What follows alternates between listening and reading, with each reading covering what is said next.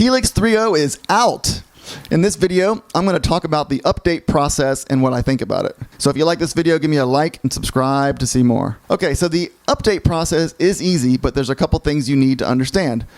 The main thing you have to understand is there are two components that need to be updated separately. Okay, you have to both update the HXEdit software and you have to update the firmware in the device you are using, in my case, the HX Stomp. Okay, so for instance, what I did is I thought that we could just go to the HXEdit software, go to update, and it would take care of everything. I thought that's what they said since the last firmware update or whatever.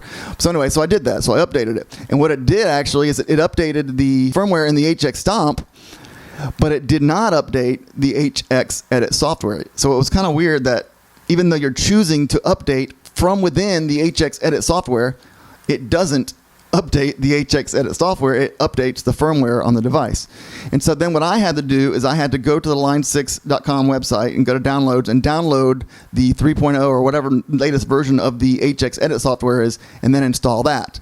Because before I did that, even though the firmware was on the device, in the software in the HXEdit, you couldn't see any of the new features. And so, you know, people say, read the directions. You should have read the directions. Well, some people just go to the update. You know, it's like when you usually with software, you update it, you go to the software to update it, and then updates and all that. I think the way that is prescribed is to first go to line6.com, go download the HXEdit updated software, and then from there, once you have that installed, then go ahead and do the update from the HXEdit software, and then it will upgrade the firmware in the HX Stomp. Okay, and that's fine and dandy, but it doesn't really matter the order. The most important thing to realize is that you have to update both of these components separately, and the other important thing to realize is that it doesn't do it by itself. When you go to the HXEdit software and go from update from there, it doesn't do both of them. And so what I think about that is I think it's not a big deal, but in an ideal world, I think it wouldn't be very difficult to have the update feature in the HXEdit software to go ahead and update the HXEdit software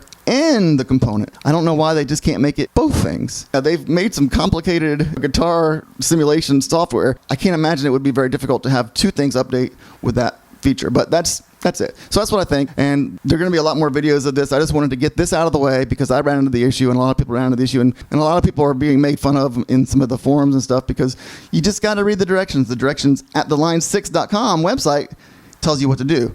The problem is if you don't go there and you just go to the update like some of us thought you could do, there are no directions about installing the HXEdit separately, or there wasn't when I did it. So if you like this video, give me a like and subscribe to see more.